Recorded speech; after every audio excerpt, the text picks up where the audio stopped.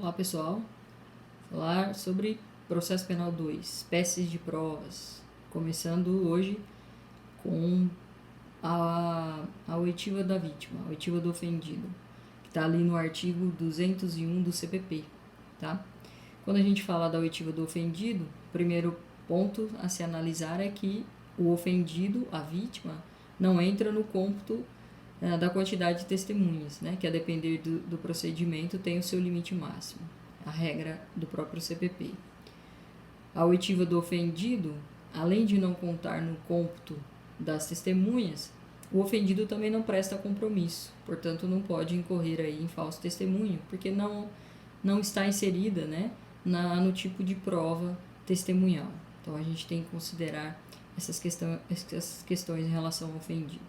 Na sequência, um pouquinho sobre prova testemunhal. O que é a prova testemunhal? Há um bom tempo, a própria doutrina considerava a testemunha como, e a chamava, né, de prostituta das provas, considerando que a testemunha não contribuiria tanto quanto as outras provas para o processo. Isso caiu por terra há muito tempo, visto que nós adotamos não adotamos o sistema tarifário, portanto, nós não temos a hierarquia de provas. O que interessa ao processo é que a prova ela seja eivada, né? Revestida de verdade, revestida de veracidade, e, portanto, a prova testemunhal, desde que se encaixe nessas questões, né? Ela pode ser utilizada tranquilamente no processo, né? Mas nem todo mundo pode figurar como testemunha. Só podem figurar como testemunha as pessoas que puderem prestar o compromisso. Parentes, por exemplo, não prestam compromisso e, portanto, seriam apenas informantes do processo. Então, deste modo, nem todos que aparecem ou que são ouvidos dentro do processo podem aí ser considerados como testemunhas, né? A testemunha deve ser pensada como aquela pessoa ou aquelas pessoas que estiveram próximas do crime, vamos dizer assim, ou seja, pessoas que viram o crime acontecer, né, que estiveram no local dos fatos, no momento do crime, e que, portanto, podem relatar aquilo que viram, né? Assim como uma testemunha também pode ser um álibi, no sentido de que alguém diz, olha, a pessoa que está sendo acusada pelo crime não pode ser-lo porque neste dia e hora ela estava comigo em X lugar, né? E aí, aliado, né, a esse testemunho, a testemunha dizendo isso e o réu trazendo ao processo outras provas que confirmem essa alegação, chamada de álibi, né? Haverá aí o respeito à prova e provavelmente o sujeito seria absolvido, né? Na sequência, a gente fala um pouquinho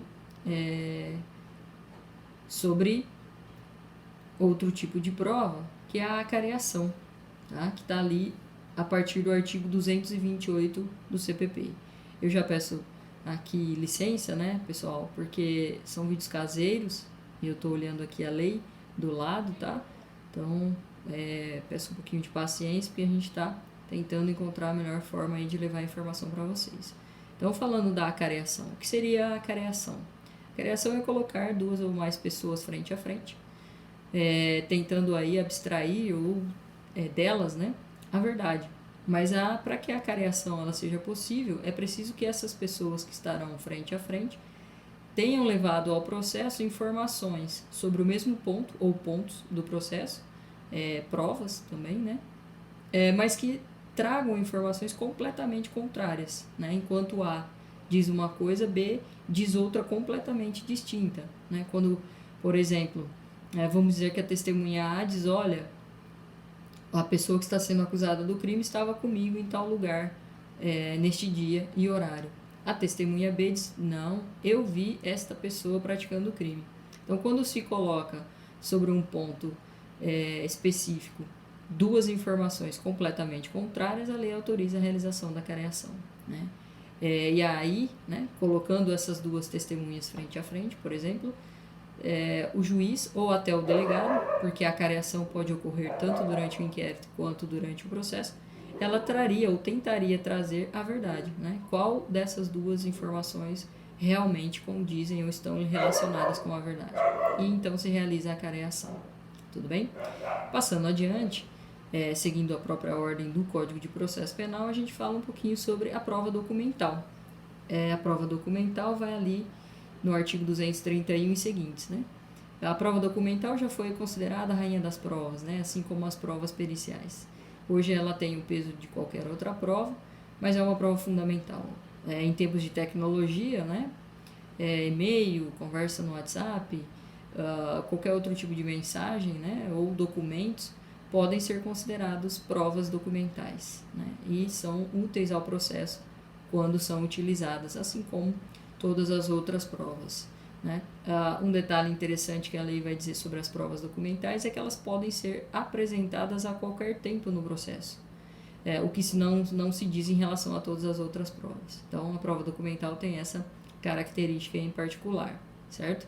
Com exceção ao tribunal do júri. Por quê? Porque no tribunal do júri, qualquer tipo de prova, mesmo ela sendo documental, deve ser apresentada até 3 dias úteis antes do julgamento. Então, aqui nós temos uma exceção à própria regra do CPP, tá? Então, cuidado com esse detalhe. Adiante, a gente fala um pouquinho sobre o reconhecimento de pessoas ou coisas, né? O reconhecimento de pessoas ou coisas, uma prova muito comum durante a fase do inquérito policial, mas também pode ser realizada durante o processo. Reconhecer coisas é reconhecer coisas que estejam relacionadas ao crime, ou até, né, muito comum nos crimes contra o patrimônio, o reconhecimento da res furtiva, né, o reconhecimento das coisas que foram subtraídas. E o reconhecimento de pessoas, também muito importante, é o momento em que a vítima ou a testemunha reconhecem ou apontam, né, pessoas como sendo autoras do crime. Também é uma prova importante. Então, quando a gente pensa aí nas espécies de provas, sempre lembrar que não existe hierarquia entre as provas. Todas as provas são importantes. E nunca se esquecer do detalhe do nosso sistema processual, quando a gente fala sobre as provas, é que nós precisamos de conjunto probatório para possibilitar a condenação do acusado. Isso significa que eu preciso de 2 ou mais provas para que o juiz possa, então, se convencer da materialidade delitiva e da autoria. Caso contrário, a gente trabalha com indúbio pro réu. Então, pensando aí sempre em como as provas são úteis, né? Na verdade não úteis, elas são imprescindíveis ao processo, a gente vai analisando as suas espécies. Nas próximas aulas a gente fala sobre mais algumas outras espécies. Até mais, pessoal. Um abraço.